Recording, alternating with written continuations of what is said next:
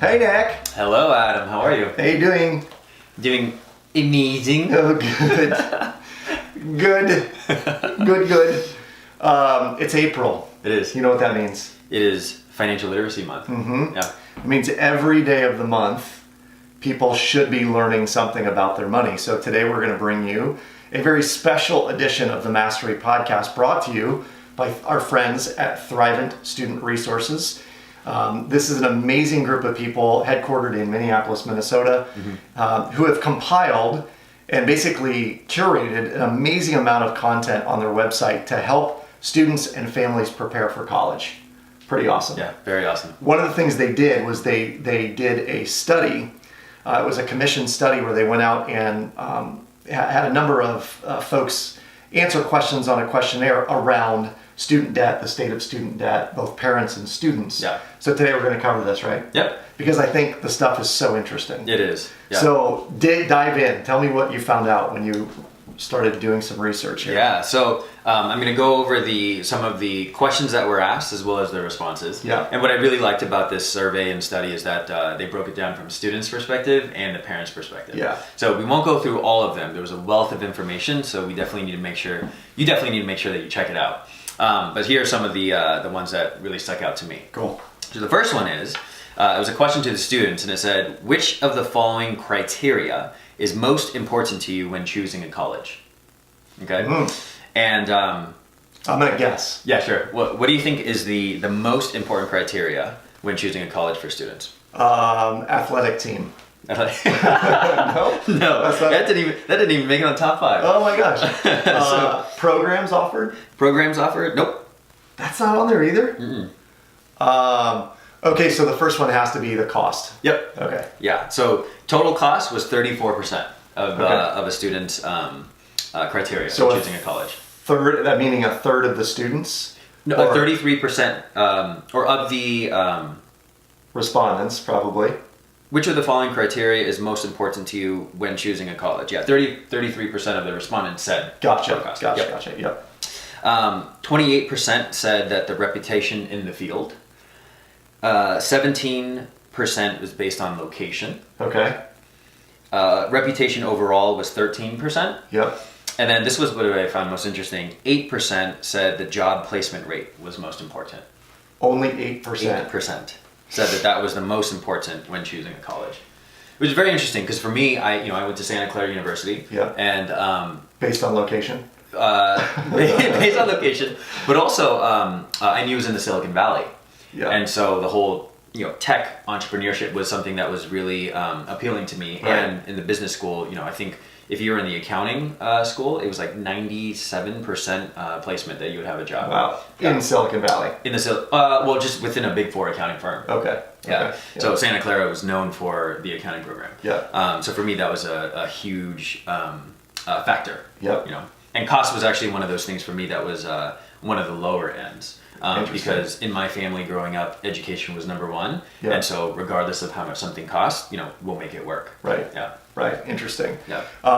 That whole idea of job placement being only 8%, this could be part of the challenge of the state of student debt today, right? And for those of you listening and watching, student debt is about to top $1.6 trillion. Yeah. So all in, the 44 million or 45 million borrowers out there owe almost $1.6 trillion. Job placement becomes an interesting number because if people are taking on massive amounts of debt to go to school, but not really concerned about getting a job after school, they may be in the other bucket of numbers, which is how many are actually in delinquency or default. And last study I saw was that 1 in 3 students are delinquent on student loan, or 1 in 3 graduates, borrowers, let's say, are delinquent in student loans. Yeah. Crazy. That is a major issue. So we have total cost, reputation in field, location, which is how kids get to Pepperdine, and then reputation overall. Yep. Oh, reputation in the field, reputation overall, and then job placement. Yep. Interesting. Yeah. Athletic teams didn't even make the cut. Yeah, it did not. Crazy. Yeah. Santa Clara didn't have a football team, and for me, it was like, no big deal. Yeah. Yeah. All right. You want to go to the next step? Let's do. All right. So Which of the following best describes who you think should pay for your college education? Now again, we're asking students. So which of the following best describes who you think should pay for your college The education? government. Who you think is the majority for the government? Yeah. So that actually didn't make it on the list. Dang it. Yep. So the answer is that 51% of students said that I should pay for most. Oh, For interesting. most. Yeah. Interesting. 17% of students said I should pay for all. Okay. Yeah. 17%. 17% of students said I should pay for all of college education. Okay. When it came to family, 28% of students said that my family should pay for most. Mm-hmm. And then 4% of people said, or 4% of students said my family should pay for all. Pay for all. Yeah. Yeah. Yeah. Also kids going to Pepperdine. Yeah. That was good. Sorry, I don't mean to slam on Pepperdine people. I love that school. Yeah. So I should pay for most is just over half. Now think about this. You've got what I would assume to be 17, 18-year-olds answering the question, but saying I should pay for most, and it's just over half, 51% of them said I should pay for most. But I bet the majority of them don't know how much that is. Do you know what I mean? Yeah. Yeah. So they can say that, oh yeah, I should pay for most. However, if they actually saw the number of cost of tuition, etc., they'd be like, oh no, my family should pay for most. Yeah. I'm going to change my answer. Yeah, because, again, to a 16, 17, 18-year-old, if you said, oh, okay, you're going to this state school, but it's $22,000 a year and they don't know what $88,000 looks like, right? They go, oh yeah, I should pay for that. How do you do that? Oh, I don't really know. Yeah. Right? Yep. So- And if 8% of the people are, if 8% is, job placement after college, then, it could be a double whammy. Right. Yeah. Yeah, because, I did it myself. I got all these loans that I had to get my parents to co-sign on, but I did it, right? And then, but I don't have a job. Yeah. That could be a problem. Yeah. All right, what's the next one? Next one. How much money, if any, should parents give their child each month for personal spending when they're in college? Okay. And again, this is from a student's perspective. $5,000. So, what percentage of people or students do you think said that they should receive no money from their parents? I'm gonna go with like 17%. 17%. So it's actually 41%. Said they would get no money No, from their parents. Should parents give how much money, if any, should parents give their child each month for personal spending when they're in college? 41% of students said that they should give them none. Wow. Yeah. That's kind of impressive. Yeah, it is, right? Yeah, that's an impressive number. What are the other ones? So the other ones is for $100 or less on a monthly basis, 27%. Okay. $101 to $500, 28%. And then it might be Pepperdine, but from 500 to 1,000, 4% of students said that that's how much their parents should give up. Now, can you imagine your parents sending $1,000 a month? Yeah.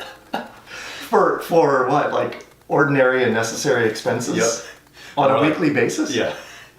Or on a monthly basis. Oh, that was monthly. Yeah. I'm sorry. Yeah, monthly. But still, that's $1,000. yeah. $250 a week. Yeah. That's a lot. Yeah.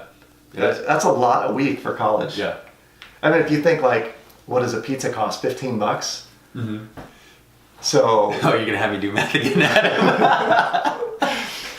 Anyway, they're buying a lot of pizza. Yeah. Let's just say that with that amount of money. Okay, so here's my answer. I think a student in college from their parent should get somewhere between $100 and $150 a month for normal everyday living expenses. That's, lunches occasionally, a soda here and there, going out with their friends, I guess, once or twice. But just to make sure that their students are studying and not having to work 30 or 40 hours a week to make ends meet. Yeah. My personal opinion only. Yeah. And that leads perfectly into the next statistic, which is, on average, how many hours do you think students should work while they're actively attending college? So what did you say? You said 30 hours? Well, Or you don't want your... Yeah, don't want my student. kids working that much, obviously, but I've heard statistics of some students working 30 plus hours in college. Yeah. And that's kind of a norm today, is that students are working more and more hours, which is staggering. And this is really funny. I have my youngest client was actually a freshman at Pepperdine, and she was a complete complete like baller. Yeah. she was overloading on courses. She's actually planning enough so that way she can study abroad for 3 semesters. Okay. She's also working 2 part-time jobs, working 40 hours a week. Wow. So she was bringing in $2,000 a month, working an overloaded course, plus being able to study abroad for 3 semesters out of the 8. Insane. Yeah, and she was from Pepperdine. So I normally don't work with college students, particularly like freshmen. Yeah. But she just had something about her. She was very ambitious. She was like, I am going to work with you. And I was like, Wow. all right, it's only going that way. That's cool. Yeah, so to balance the Pepperdine. Yeah, right. Yeah, exactly. Okay, so for this statistic, on average, how many hours do you think students should work while they are actively attending college? So how many do you think, what percentage do you think said that they should work, 20 plus hours a week? Well, if 51% of them said they were going to pay for school themselves, I got to believe it's got to be close to 50%. Okay, 61%. Okay. Yeah. 61% of students. 17% of students say that they should work anywhere between 15 to 19 hours per week. Okay. 14% said that they should work between 10 and 14. And then 8% of students said that they should work between 1 and 9 hours per week. Interesting. Yeah. That's very interesting because when I look back at my college experience, I knew a lot of friends that did not work at all. Right. Yeah. So to see that 8% say at least 1 to 9 and then the numbers increasing is it's promising. Yep. And it's also very interesting and different when I went to college. I think it shifted. When I was in school, everybody worked. Now, people worked varying hours. Obviously, some worked a ton, and those were the really ambitious, driven ones, right? And then, but almost everyone had some job that they did outside of school. Yep. The more that I'm on college campuses, the more I hear of students who aren't working yet, which I think is kind of a fascinating phenomenon because internships are a must, right? Like they should be getting experience, particularly in today's day and age where experience is part of what gets their foot in the door to whatever the next gig is. Yeah. So interesting. Cool. What's the next one? All right, so we're going to move on to 2 parent statistics. Okay, so this is how the parents have answered. Yes, this is how the parents have answered. So the question is, how strongly do you agree or disagree with the following statement? I am willing to put my child's education ahead of my long-term financial strategies and commitments. Wow. Yep. How much do you agree or disagree? How strongly do you agree or disagree? Yep. Okay. I have to believe that today, particularly in light of the college admissions scandal that happened not too long ago, although that was super affluent families, I guess, but I got to believe that there's a whole lot of families out there that strongly agree they'll put their kids' college in front of their own financial plan. Yeah. Strongly agree is 48%. Wow. Yeah, 48% of parents strongly agree. Agreeing somewhat is 39%. So that's still a significant majority. So what is that? 87% either agree strongly or agree somewhat. Yeah. That they should put their child's education ahead of their financial goals. Yeah. Yeah, I know my parents definitely did that. And I thank you, Mom and Dad. Shout out to Helen and Howard. Yeah. So that leaves, a small percentage of people disagreeing or disagreeing strongly, right? Yeah. So 9% disagree somewhat, and then only 4% disagree strongly. Yeah. So I would have to assume that the 4% who disagree strongly are really intent on saving for their own future. 100%. Right. Yeah. They got to be. Right. Yeah. Right. And it could be out of necessity, it could be out of choice, but either way, they're probably the ones who are like, "I'm sorry, this is on you. Yeah. College was on me, it's on you." Yeah. Right. Yeah, and the saying that always comes to mind is, when I was in the financial planning industry, they always said, you can always take loans out for student and education. You can't take loans out for retirement. Right. So those parents who strongly disagree definitely heard that. Yeah. All right, next one. Next one. Which of the following is most responsible for teaching your child about managing the cost of college? Oh, my favorite question. Yeah. So who's responsible? I'm just going to go straight into it. Do it. So 80% of parents said that they or their family is responsible for teaching their child about managing the cost of college. 45% said that their child is responsible.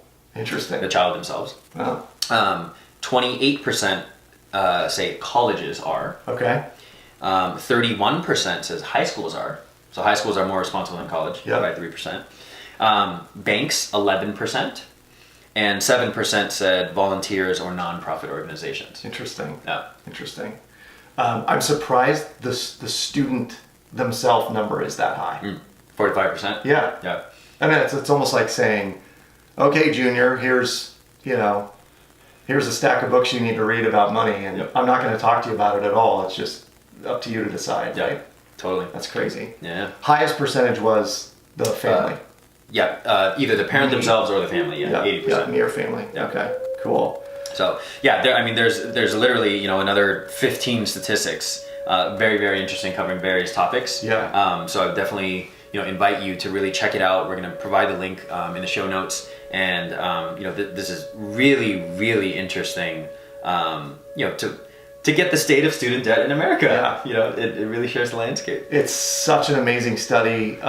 Please go check out Thrivent Student Resources. Our challenge to you, fellow explorers on the path of mastery, is go sign up for a membership or a username and password on the Thrivent Student Resources website.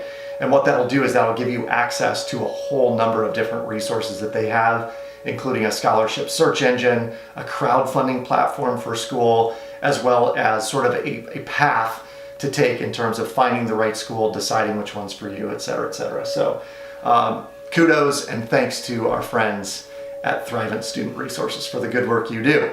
Up tomorrow is what? We're talking about how to budget. Ooh, Yeah. this is an often searched phrase. Oh, highly searched. It's actually the highest search in the state of Iowa. Is it really? It is. Must be a lot of terrible budgeters out there in the States. Until tomorrow, then they won't. That's right. Yeah. Yeah, exactly. See you then.